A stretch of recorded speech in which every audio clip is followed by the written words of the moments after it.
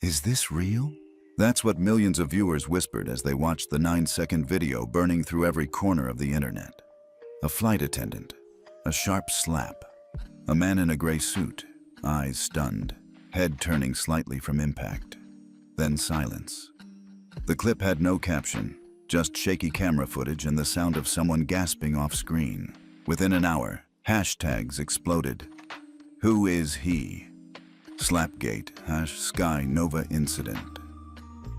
And then, President Slap. Tell us where you're watching from. Would you have recognized him before the slap? 10 minutes earlier, Noi Bai International Airport. A Sky Nova aircraft had just landed under light drizzle and heavy protocol. First-class passengers were expected to disembark one by one, cameras ready. The French delegation's arrival was being streamed live by 2 major outlets. A man in a tailored gray suit stepped into the jet bridge.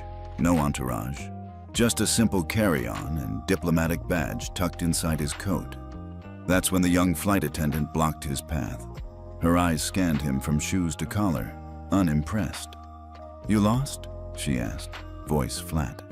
He gently shook his head, raising his hand to present identification. She didn't look. Instead, she snapped, "You people always think you can walk into first class like you own it." And then, a loud, stinging slap. Gasps echoed from crew and nearby passengers. Cameras clicked. A French cameraman cursed under his breath. The man didn't say a word.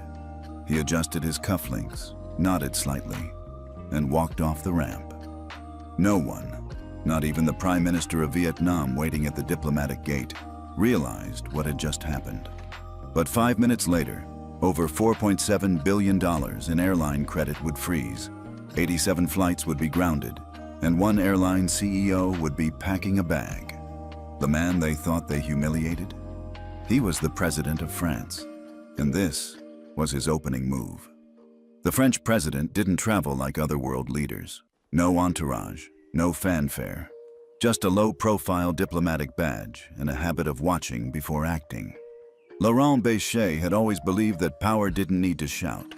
It simply arrived. Born in Marseille, raised by a seamstress mother and a quiet schoolteacher father, Bechet grew up watching how systems treated people who didn't look like they belonged. He noticed early that dignity wasn't handed out. It had to be protected. That belief shaped his rise. From economics professor to finance minister, he avoided the spotlight, but quietly restructured half of France's international debt strategy. And when a political scandal rocked the previous administration, Bechet, clean, calm, and calculating, was the compromise candidate everyone underestimated. They didn't know the man behind the glasses had built a silent empire of influence, especially inside the European financial system, especially in aviation. Back on the ground in Hanoi, as security scrambled and whispers turned into full-blown panic, Bechet walked calmly through the terminal. He knew what was about to happen. 6 months earlier, he'd orchestrated the silent acquisition of 49% of Sky Nova Airlines through a web of sovereign investment vehicles. He wasn't just visiting Vietnam. He was inspecting his new asset. The slap? That wasn't a disruption. It was confirmation. Confirmation that the industry still didn't get it, that people still judged by skin tone, accent, and presence, or lack of it. So when he reached the car waiting outside, Bechet didn't even sit before pulling out a secure device from his coat. Just one button. No password needed. A single signal went out. In Brussels, a dashboard turned red. In Singapore, a routing table froze. And in Paris, someone's phone rang and didn't stop. Bechet didn't blink. He just whispered to himself, "Game on." Lynn Morgan had only been promoted to lead cabin crew 6 weeks earlier. Fresh-faced, sharp-tongued, and ambitious, she'd quickly gained a reputation at Sky Nova for running a tight ship and making snap judgments. Her motto? Don't let anyone walk where they haven't earned the right. And today, she thought she was proving it. When the man in the gray suit stepped off the plane without flashing a Sky Nova Elite badge, she didn't pause. His demeanor didn't match what she expected of a first-class passenger. No assistant, no Rolex, just quiet confidence. To Lynn, that confidence looked like arrogance. "You lost?" she said, stepping in his path. He reached into his coat for a diplomatic pass. She didn't even glance. That's when it happened. A slap meant to enforce authority, but delivered to the wrong man in the worst place at the worst possible time. Back in the cabin, junior flight attendants stood frozen. One whispered, "I think that was the French president." "No way," another muttered. "Why would he be flying alone?" But the silence in the air said otherwise. Everyone felt it. The shift, the mistake, the consequences slowly beginning to unroll like a dropped spool of wire. Minutes later, the captain got the call. His face drained of color. He didn't tell the crew much, just enough. "Lock the cockpit, hold position, corporate will be in touch." Lynn tried to ask what was going on, but no one answered. Her voice, once sharp and commanding, was now small. For the first time, she looked back at the passenger she'd struck and realized he hadn't even looked at her once since. He didn't need to, because somewhere out there, far above her pay grade, someone had already started to count the cost of her mistake. And that cost? It wasn't just her job. It was billions. The footage looped on every screen in the Sky Nova control room. No one said a word. Executives in suits stood frozen, eyes locked on the slap, replayed again and again, frame by frame. One legal advisor dropped her pen. Another reached for his phone, only to be told, "Don't, just watch." In Hanoi, the French press had gone silent. Not because they didn't recognize the man, but because they did. Laurent Bechet, president of France, had been struck across the face and had said nothing. At Sky Nova's Paris headquarters, the first real panic hit at 4:13 p.m. local time. A blinking red alert appeared on the internal finance terminal. UIB credit status frozen. Executive code 47B. Someone gasped. "Wait, that's the emergency clause." Clause 47B. Only one man had access to it. And that man had just been slapped in front of the entire aviation world. Meanwhile, in the lounge at Noi Bai, Bechet sat alone with a cup of tea. Calm, almost serene. The kind of calm that made people nervous. He scrolled quietly through headlines on his phone. Sky Nova CEO silent on viral incident. President Bechet refuses to comment. 4.7B in airline credit under sudden review. Behind the scenes, officials from the EU, Vietnam, and Sky Nova scrambled for statements, for explanations, for anything that would stop the bleeding. But Bechet? He said nothing. Because power, real power, doesn't raise its voice. Back in the crew room, Lynn Morgan sat alone. Her supervisor had stopped making eye contact. The cabin crew avoided her like she was contagious. No one told her what was happening. No one needed to. The silence spoke loudest. She played the video for the first time on her phone, watched herself slap him, watched the stillness in his eyes, watched him walk away without a word. And for the first time she realized he didn't need to look back, because everyone else in the world already was. At 4:19 p.m. Brussels time, the alert moved from yellow to red. In the heart of the European financial system, UIB's high-risk compliance desk lit up. One terminal buzzed, then another. Inside a temperature-controlled room 3 floors underground, a blinking line of code read, "Executive priority, initiate freeze, Sky Nova credit line, 4.7 BUE." In Singapore, a Sky Nova regional manager got the call mid-meeting. He stood, left his presentation behind.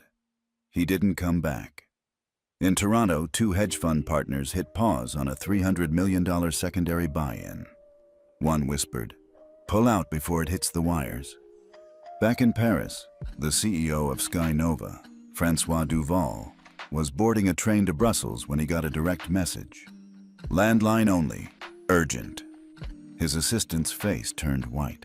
"Sir, it's coming from the presidential office. Not ours. Theirs." Duval didn't ask questions. He stepped off the train before it moved. Within 12 minutes, over 87 flights were delayed. Terminals scrambled. Automated check-in systems glitched. The reason? Pending financing review. Of course, no airline executive would say it out loud, but everyone in the room knew the President of France had made a move, and it was working.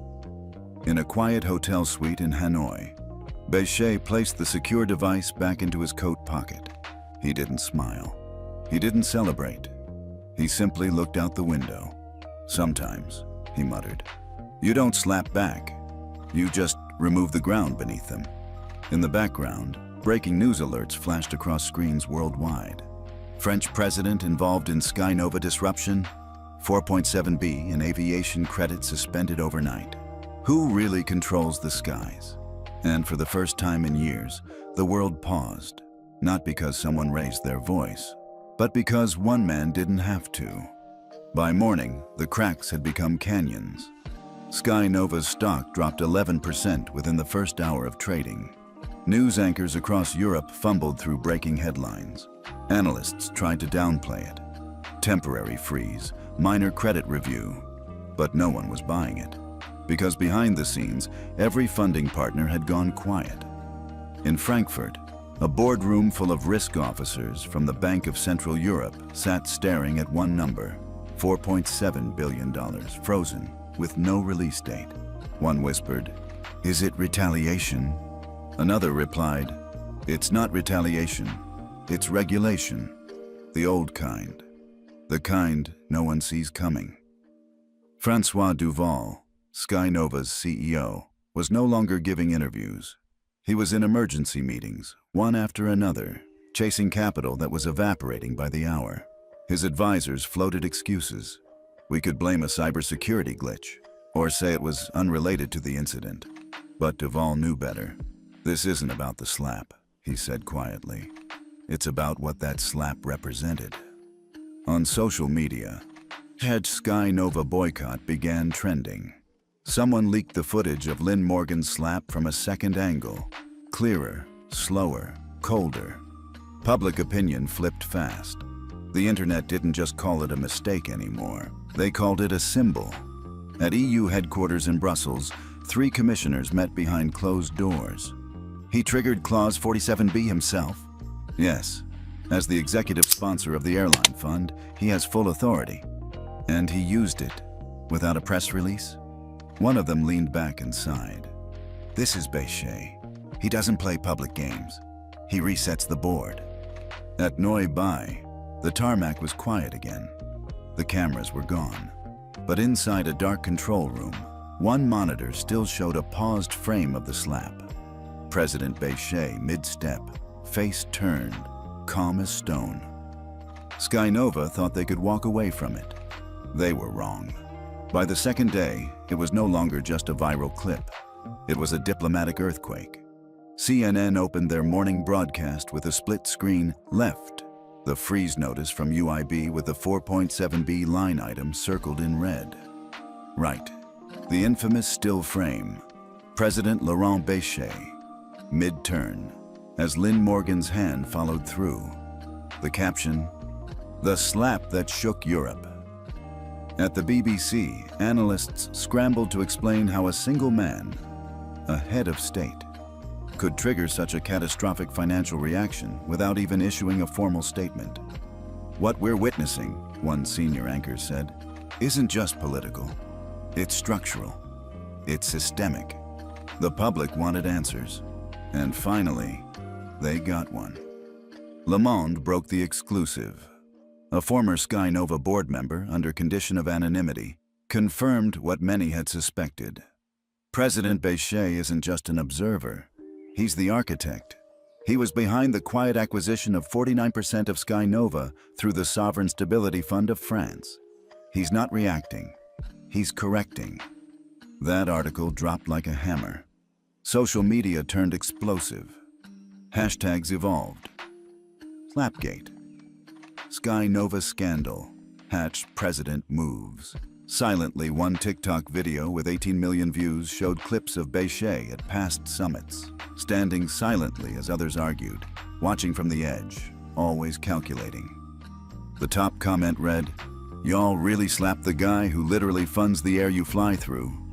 In Hanoi, the French press corps remained tight-lipped, but word leaked that Bechet had declined all interview requests. He continued his scheduled meetings as if nothing had happened. His silence said more than words ever could. Meanwhile, Lynn Morgan's name and face were everywhere. She deactivated her social accounts. Her friends stopped texting. One anonymous blog post, allegedly from a Sky Nova pilot, read, "She didn't just slap a man. She slapped a system that had been waiting for an excuse to reset itself."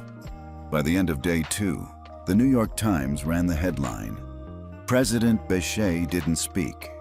He executed." Inside the article, a quote from an EU economic official stood out. "He didn't retaliate emotionally. He applied structural leverage. He didn't just freeze money. He froze their future." Across breakfast tables in Paris, London, and Brussels, people weren't asking why Bechet acted that way. They were asking how long he'd been planning it, because the more they looked back at the footage, the more they realized something chilling. He never looked surprised. He looked ready. 3 days after the slap, an internal memo leaked from the Ministry of Finance in Paris. The document, marked confidentiel, wasn't supposed to see daylight, but once it did, the headlines wrote themselves. Laurent Bechet wasn't just the president of France. He was also the sole executive trustee of a sovereign investment vehicle called Veritas Holdings. And Veritas had a very specific portfolio. 49% equity stake in Sky Nova Airlines preferred credit rights with 6 major aviation lenders, silent controlling interest in the compliance division of UIB. In short, he owned the leash, and Sky Nova had just yanked it. At that point, the media firestorm turned nuclear. One French senator was caught on a hot mic muttering, "The president didn't retaliate. He executed a pre-written playbook." The New York Times updated their headline, "France's silent CEO." Behind closed doors, Sky Nova's remaining board convened a crisis session. Legal counsel warned them, "He's not violating protocol. You signed the rights away 2 quarters ago. You gave him the trigger." "How?" one board member snapped. "We never gave him executive override." "You did," the lawyer said flatly. "You just didn't know it was him." Meanwhile, in Geneva, preparations were underway for a global aviation summit. Unconfirmed reports said Bechet had requested the final keynote slot. The topic? Flight justice, rebuilding trust in the skies. No one dared question it. In the halls of Brussels, EU regulators began scrubbing records of past deals, trying to track how long Bechet had been involved, how many decision points he'd influenced quietly behind the curtain. The answer was unsettling. He'd been building leverage for 3 years. Back at Neuilly, the Sky Nova lounge was reopened, but emptier than ever. A new crew had flown in. Lynn Morgan was nowhere to be seen. Some said she was on indefinite leave. Others whispered she'd been invited to join a mandatory compliance program in Paris. But the truth? She was already in Paris, sitting in a plain room inside Veritas HQ, watching her own clip on a loop. No one yelled at her. No one scolded her. They just let her watch. Until she understood. The world now saw the slap for what it was. Not just a mistake, not just a PR disaster, but a trigger for a man who didn't need to speak to change everything. And Laurent Bechet, he hadn't finished yet. The press expected fire when the Élysée Palace announced a rare public address from President Bechet, his first since the Sky Nova incident. Networks cleared primetime slots. Commentators predicted a cold reprimand, maybe even a legal maneuver, but no one expected what actually happened. The room was packed. Journalists elbowed for position. Cameras clicked. Behind the podium, the presidential seal gleamed under soft light. Bechet stepped up, not with fury, but with calm. Crisp suit. No teleprompter. He began with 4 words. "I will not retaliate." The room froze. "I have no interest in embarrassing a crew member," he continued. "Shame fixes nothing. Structure does." Then he pulled out a white folder and opened it. Inside was the first draft of what would soon be known as the Flight Justice Charter, a new international protocol for passenger dignity, cabin ethics, and corporate transparency. Highlights included mandatory bias training for all flight crews funded by receiving states, independent passenger oversight panels for all EU-subsidized airlines, a universal rating system called the Flight Morality Index, FMI, scored by a combination of passenger reviews, recorded behavior, and internal accountability. And the most striking detail? Sky Nova would be the pilot program, whether they liked it or not. But it didn't stop there. Bechet paused, then said, "There's still one person this nation expects me to punish." The crowd held its breath. On the large screen behind him, a live video began. Lynn Morgan appeared, seated alone in a neutral-toned interview room.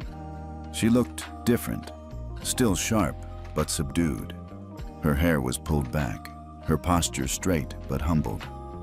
She didn't speak at first. Then she looked up at the camera and said, "I didn't know who he was, but that's not the point, is it?" She took a breath.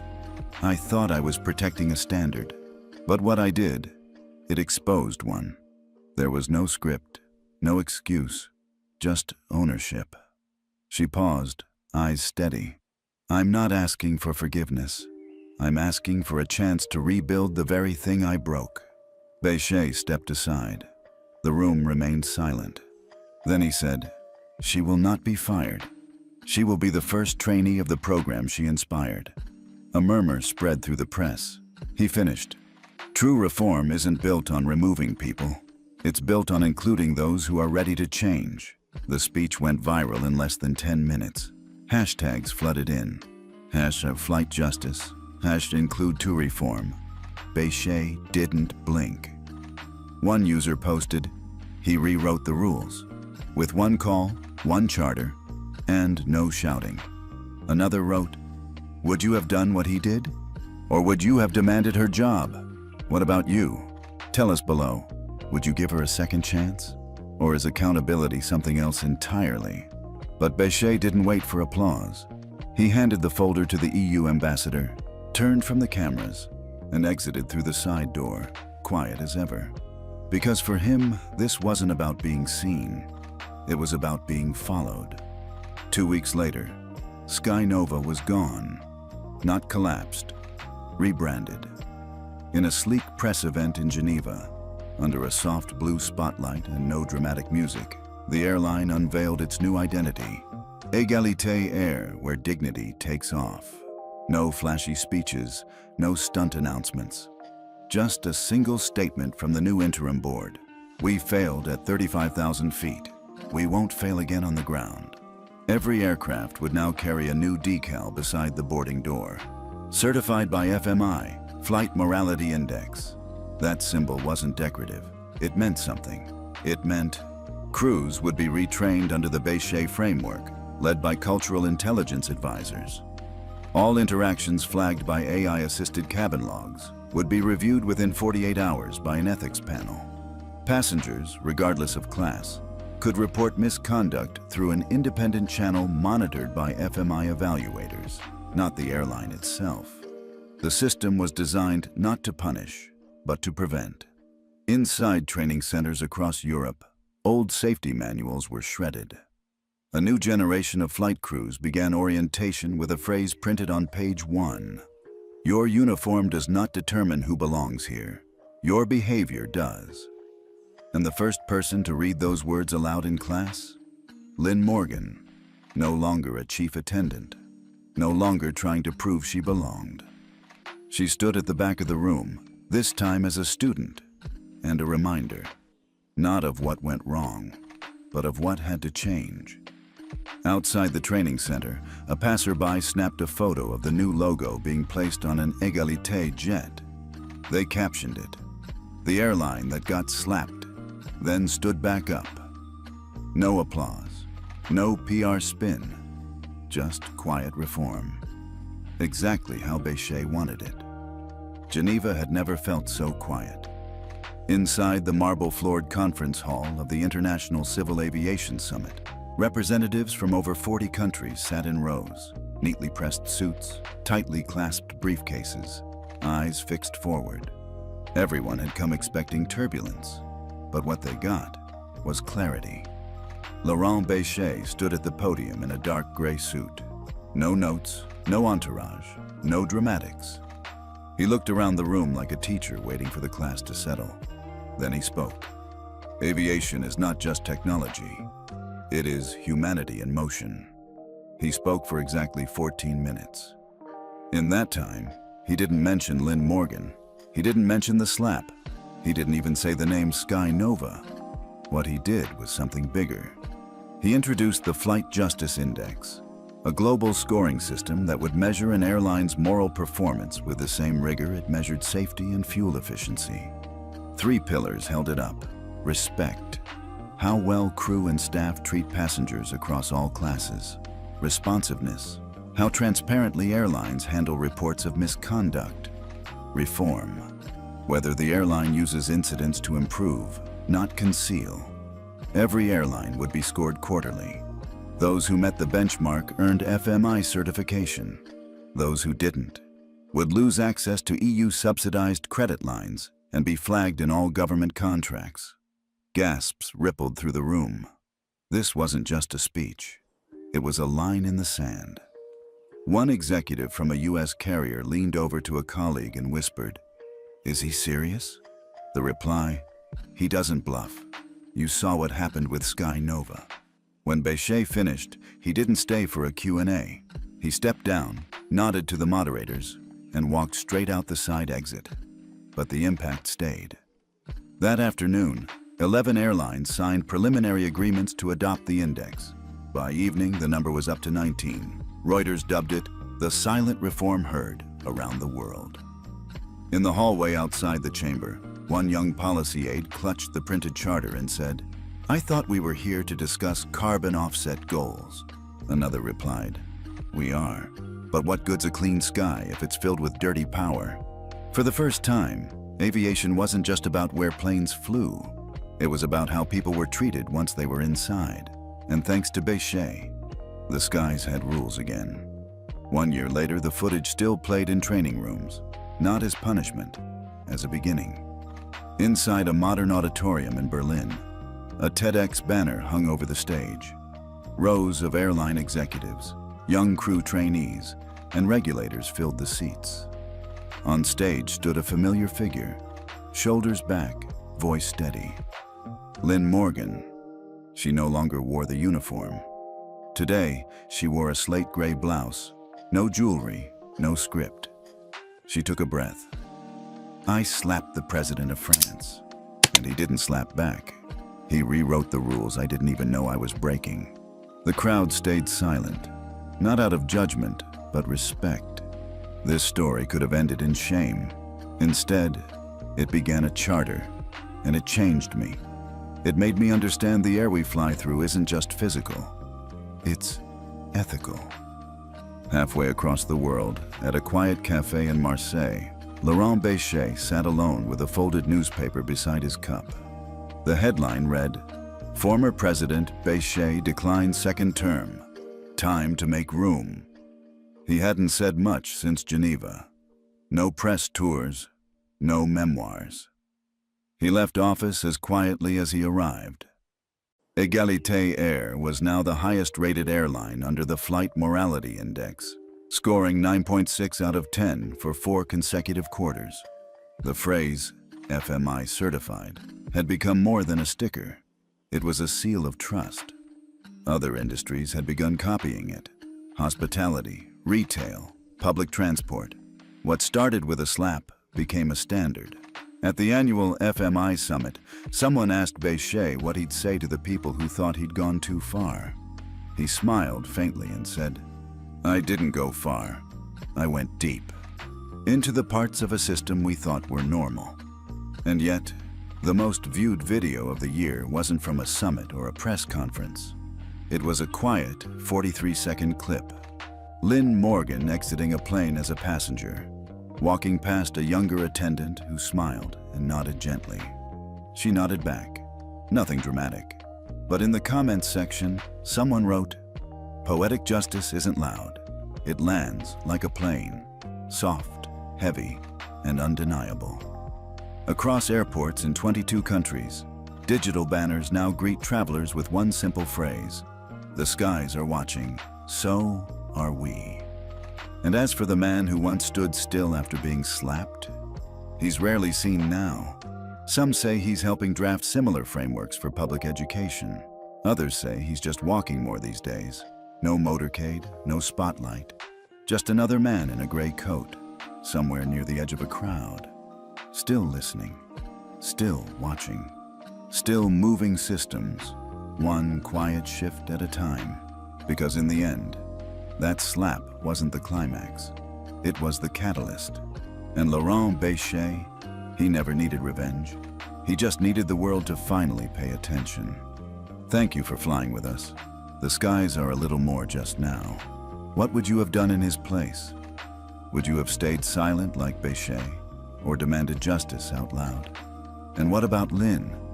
Do you believe in second chances when they're earned? Or do some mistakes define you forever? Tell us where you're watching from and how you would have rewritten this story. Because here at Telltales, we believe in stories that don't just end, they echo.